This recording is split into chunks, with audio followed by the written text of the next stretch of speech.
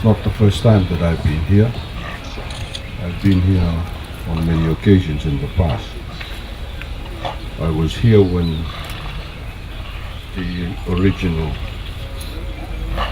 ceremony of adopting each of the other countries had taken place, and we were fortunate to be aligned with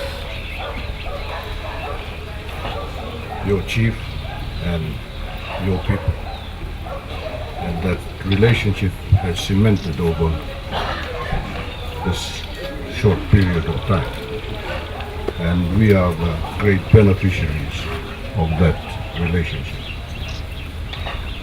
So for me to be here again today on this occasion of visiting the Melanesian Spearhead Group countries, the first of which was the Solomon Islands, and yesterday I arrived here for a visit to Vanuatu, and then I will do Papua New Guinea